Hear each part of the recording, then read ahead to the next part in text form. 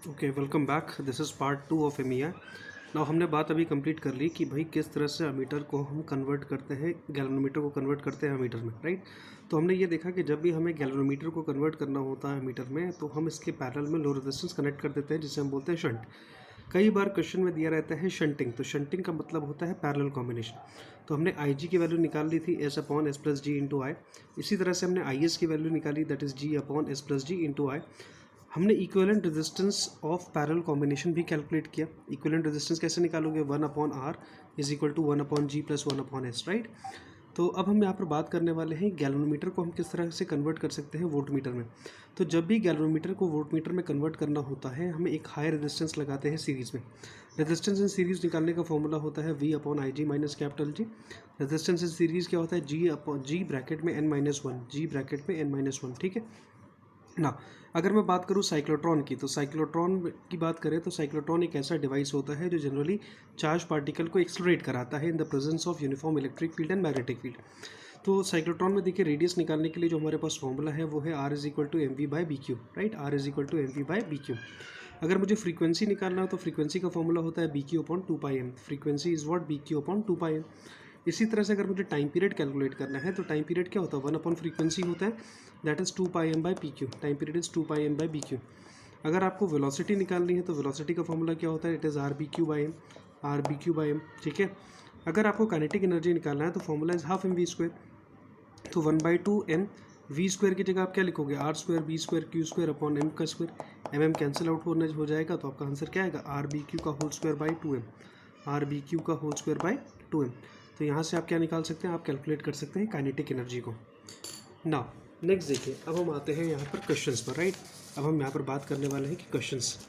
तो देखिए, question number 1 की अगर हम बात करें, क्वेश्चन नंबर 1 ना, तो क्वेश्चन नंबर 1 स्टेट्स दैट कि आपको एक लूप दिया हुआ है, आपको दो सर्कुलर लूप दिए हैं। इसके अंदर करंट है I1 इनर रेडियस वाले में, और आउटर रेडियस में करंट है I2, राइट। और अपने को निकालना है I1/I2 का रेशियो।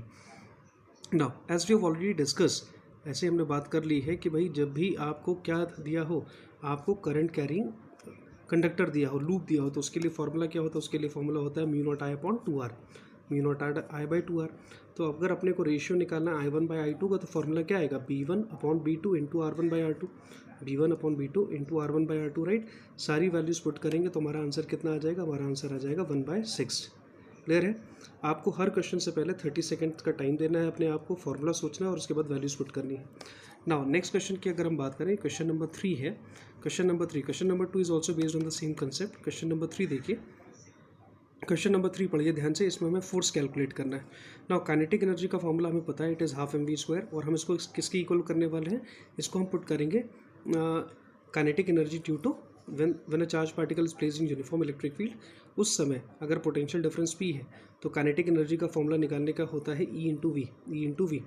अब ये सारी वैल्यूज़ को हम इक्वल कर देंगे और यहाँ से वेलोसिटी कैलकुलेट करेंगे।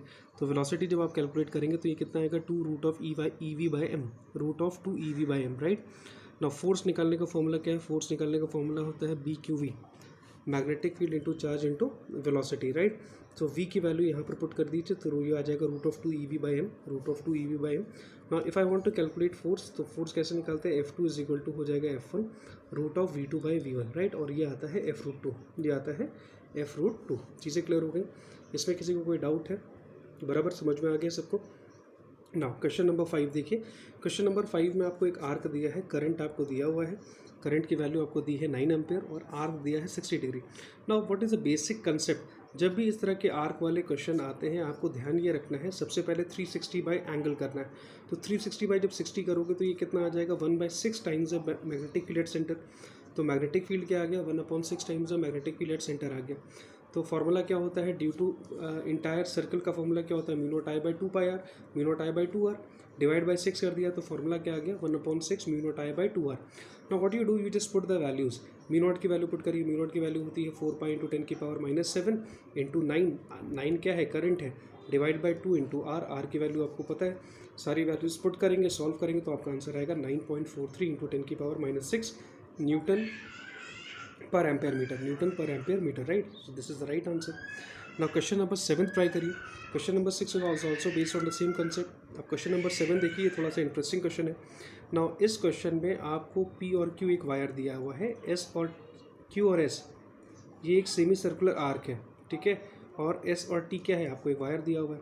नाउ ध्यान से देखना, अगर मुझे टोटल मैग्नेटिक फील्ड कैलकुलेट करना है due to the entire loop, so magnetic field क्या होता है, 2 times of magnetic field due to straight wire plus magnetic field due to this semi circular arc, magnetic field due to semi circular arc.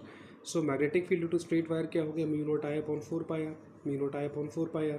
Semi circular arc क्या हो जाएगा, mu naught I upon 4 R, mu naught I by 4 are.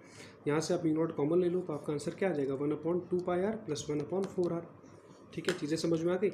इस तरह के जो questions होते हैं ये आपके एग्जाम में बहुत इंपॉर्टेंट है, आप इसे ध्यान से करिएगा ना। नेक्स्ट हम क्वेश्चन की बात करते हैं। Next question, question number 8। Now read the question, question पढ़िए ध्यान से। क्वेश्चन में आपको क्या क्या चीज़ें दी हैं, आपको यहाँ पर देखिए दिया हुआ है -2/a से लेकर 2/a तक। Now current is moving from left to right, current left से राइट जा रहा है and you have to calculate magnetic field, magnetic field अपने को निकालना है। तो we will use Biot Savart law. Now the formula states that mu naught I upon 4 pi R sine phi 1 minus sine phi 2, sine phi 1 minus sine phi 2। Now look at the angles, and phi 1 का मतलब होता है angle from one and, so from one end the angle is 0 and from the other end angle is also 0, right? So phi 1 is equal to phi 2 is equal to 0. So what is the magnetic field? Magnetic field comes out to be 0.